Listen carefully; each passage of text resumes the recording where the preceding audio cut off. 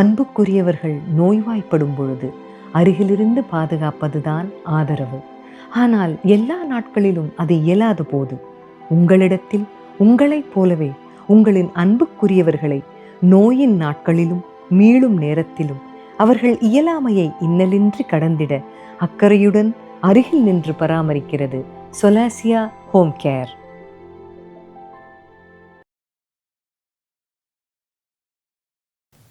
பரபரப்பாக வேலையில் இருக்கோம், நம்ம ஃபோன் அடிக்குது, யாரும் தெரியலேன்னு ஓடி வந்து எடுக்கிறோம். தெரிஞ்சவங்களோட ஒரு நம்பர் தான்னு வச்சுக்கோங்களேன்.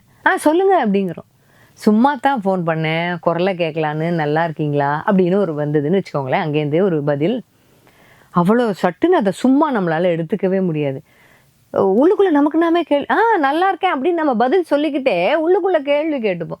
என்னத்துக்கு இவங்க நம்ம இப்போ சும்மா கூப்பிட்றேங்கிறாங்க, எதுக்காக நம்ம குரலை கேட்கணும், அவ்வளோ அன்பா என்ன, நான் நல்லா இருக்கு நான் தெரிஞ்சுக்கிறல, அவங்களுக்கு என்ன அவ்வளோ அக்கறை வந்து போச்சு, அதுக்கு இப்போ தான் நேரம் கிடச்சதா, பரபரப்பாக ஓடிக்கிட்டு இருக்கிற நேரத்தில் சும்மா ஃபோன் பண்ணேன்னு யாராவது பண்ணுவாங்களா அப்படின்னு ஆத்திரம் கொப்பளிக்கும்.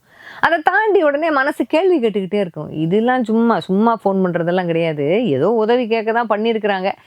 எடுத்தோடனே கொஞ்சம் சங்கோச்சப்பட்டுக்கிட்டு அப்படியே மெல்லமாக ஆரம்பிக்கிறாங்க. கண்டிப்பாக ஃபோனை வைக்கிறதுக்கு முன்னாடி இவங்க கேட்டுருவாங்க பாருங்களேன் அப்படின்னு நம்ம மனசு நமக்கே சொல்லும். இந்த குழக்கட்டை உள்ள அப்படி இந்த பூரணத்தை வச்சு இப்படி மூடுறாங்கல்ல, அந்த மாதிரி ஏதோ உதவி தேவைப்படுது, ஆனால் இந்த மாதிரி ஒரு வார்த்தைகளை வச்சு மூடுறாங்க அவங்க அப்படின்னு நம்ம மனசு சொல்லும். கேள்வி வேற எடுத்து எடுத்து கொடுக்கும். நம்மக்கிட்ட இந்த கடன் கேட்கறதுக்காக தான் அவங்க இப்படி ஃபோன் பண்ணியிருக்காங்களோ, இல்லை ஏதாவது சிபாரிசு கடுதாசி வாங்கிட்டான்னு கேட்க போகிறாங்களா, ஏதாவது காலேஜில் சீட்டு வேணும்னு கேட்க போகிறாங்களா, இல்லை நாளைக்கு நீங்கள் போகிற வழியில் தான் நான் இறங்கிக்கணும், உங்கள் வண்டியில் கொண்டு என்ன விட்டுறீங்களான்னு கேட்குறதுக்காக கூப்பிட்றாங்களா, இல்லை உங்கள் வீட்டுக்கு வரலான் இருக்கோம் அப்படின்னு சொல்கிறது. வீட்டு வாசலில் வந்து சில பேர் ஃபோன் பண்ணுவாங்க, இல்லை பக்கத்தில் வந்துட்டாங்களா, எதுக்காக இவங்க ஃபோன் பண்ணுறாங்கன்னே தெரியலையே. குறிப்பாக கடன் கேட்க தான் ஃபோன் பண்ணுறாங்களோன்றது தான் திருப்பி திருப்பி மனசு சொல்லிக்கிட்டே இருக்கும். அவங்க ஃபோனை வச்சுட்டு போயிடுவாங்க, நம்மளும் வீட்டில் இருக்கிறவங்கள்ட்ட எல்லாம் புலம்பி வச்சுருவோம். ஆனால் நம்ம நல்லா கொஞ்சம் கவனித்து பார்த்தா இந்த ஒரு வாரம் ஆயிருக்குன்னு வச்சுக்கோங்களேன், அந்த சும்மா தான் பண்ணேன்றவங்க எந்த உதவியும் கேட்கவே மாட்டாங்க. அதுக்கப்புறம் அவங்க ஃபோன் வேறு எதுக்காகவும் பண்ண மாட்டாங்க. கொஞ்சம் நாளைக்கு மனசு அப்போ ரொம்ப கஷ்டமாக இருக்கும். ஐயோ நல்லா இருக்கியான்னு கேட்கத்தான் ஃபோன் பண்ணியிருக்காங்க போல் இருக்கு, நாம தான் அவங்கள தப்பாக நினச்சிட்டோம் போல இருக்கே அப்படின்னு மனசு நினைக்கணும். நிஜமான அந்த ஃபோன் காலை நம்ம அந்த நேரத்தில் சரியாக பேசலைன்றதை உணர்ந்துட்டோம்னா நம்ம கண்டிப்பாக நினைப்போம். ஆனால் அப்படி நினைக்கிறதுக்கான ஒரு சூழல் இப்போ நிறைய பேர்கிட்ட இல்லை. ஏன்னா முக்கால்வாசி பேர் சும்மா தான் அப்படிம்பாங்க. அதுக்கப்புறம் ஒன்று உதவியை கேட்குறவங்க நிறைய பேர் இருக்கிறதுனால நிஜ அக்கறையோடு பேசுகிறவங்கள அப்படி நம்மளால் பார்க்க முடியறதில்ல. ஆனால் அன்பானவர்கள் இருக்கத்தான் செய்கிறாங்க. இந்த சும்மா அப்படிங்கிற வார்த்தை நிறைய எண்ணங்களுடைய ஒரு அடுக்கு அப்படின்னு கூட சொல்லலாம். ஒன்றுமே இல்லாத ஒரு விஷயத்துக்கு சும்மா அப்படின்னு நம்ம சொல்கிறோம் இல்லையா, முக்கால்வாசி நேரம் அதுக்கு தான் சொல்கிறோம் அப்படின்னு நினச்சிக்கிட்டு இருக்கோம். இல்லை, இந்த சும்மாவை சும்மா சொல்லிட்டு இருக்கோம், எதுக்கு சொல்கிறேன்னே தெரியாமல் சொல்கிறோம். சும்மா இருக்கட்டுமேன்னு இதில் பணத்தை போட்டு வச்சேன், சும்மா இருக்கட்டுமேன்னு இதை கொஞ்சம் கற்றுக்கிட்டேன், சும்மா இருக்கட்டுமேன்னு இந்த வேலையை செஞ்சேன், அந்த வேலையை செஞ்சேன், சும்மா இருக்கட்டுமேன்னு இதை பண்ணேன், அப்படியே ஒரு காலார சும்மா நடந்துட்டு வரலாமேன்னு போனேன் பார்க்குக்கு, அப்படியே சும்மா கடலை பார்த்து கொஞ்ச நேரம் உட்காரலாமேன்னு போயிட்டு வந்தேன் பீச்சுக்கு, சும்மா மொட்டை மாடிக்கு வந்து நாளாச்சேன்னு வந்து உக்காந்தேன், நிலாவை சும்மா பார்க்கலாமேன்னு பார்த்துக்கிட்டு இருந்தேன். இப்படி நம்மளுடைய வார்த்தைகளில் பார்த்தீங்கன்னா சும்மான்னு நம்ம சும்மா சொல்லிக்கிட்டே தான் இருக்கோம். அதுக்கெல்லாம் என்ன அர்த்தம் கண்டுபிடிக்கிறது தெரியாது. நம்ம மனசுக்கு தான் அந்த அர்த்தங்கள் புரியும். நிறைய இடத்துல நாம் அதை உபயோகிச்சுக்கிட்டே தான் இருக்கோம் இந்த சும்மான்ற ஒரு விஷயத்தை. அப்போ இந்த மாதிரி சும்மாக்களுக்கெல்லாம் நம்ம அர்த்தம் கண்டுபிடிக்கும். எதுக்கு நீ சும்மா கடலை பார்க்கணும் அப்படின்னு நம்ம கேட்டதுண்டா யாரையாவது? எதுக்கு நீ சும்மா பார்க்குக்கு வாக்கிங் போகணும்? கேட்டதில்லை. எதுக்கு நீ இதை சும்மா கற்றுக்கணும்? எதுக்கு நீ இதில் பணத்தை சேமித்து வைக்கணும்? அந்த சும்மாக்களை நம்ம கேட்குறதே இல்லை. அந்த வேலை நேரத்திலே பார்த்தீங்கன்னா ஆக்கப்பூர்வமான பொழுதுகள் அப்படின்னு சொல்கிறோம் பார்த்தீங்களா, அந்த மாதிரி பொழுதுகளில் கூட நம்ம நிறைய சும்மாக்களோட தான் இருப்போம்.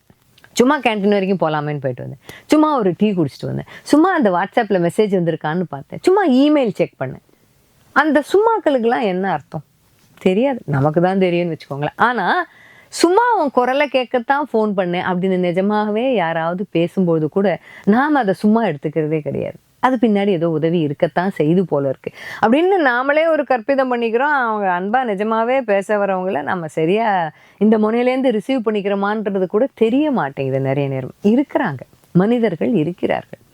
வெறும் உதவிக்காக மட்டும் கூப்பிடுறவங்களை தாண்டி, உதவின்னா மட்டும் நம்ம நம்பரையும் நம்மளையும் ஞாபகம் வச்சுக்கிட்டு ஃபோனில் கூப்பிடுறவங்களை தாண்டி ரொம்ப நாள் ஆச்சு, குரல் கேட்டால் நல்லா இருக்கும்னு தோணுச்சு அப்படின்னு பேசுகிறவங்க நிஜமாவே இருக்கிறாங்க. நமக்கு இந்த அவசரத்தில் அவங்கள இனம் கண்டுபிடிச்சிக்க தெரியல. அடுத்த முறை உங்களுக்கு யாராவது சும்மா தாங்க ஃபோன் பண்ணேன், உங்கள் குரலை கேட்கலான்னு, நல்லா இருக்கீங்களா, அந்த சம்பாஷணை அதுக்கு மேலே நீளவே வேண்டாம், அதோட முடிகிற சம்பாஷணையாகவே இருக்கட்டும்.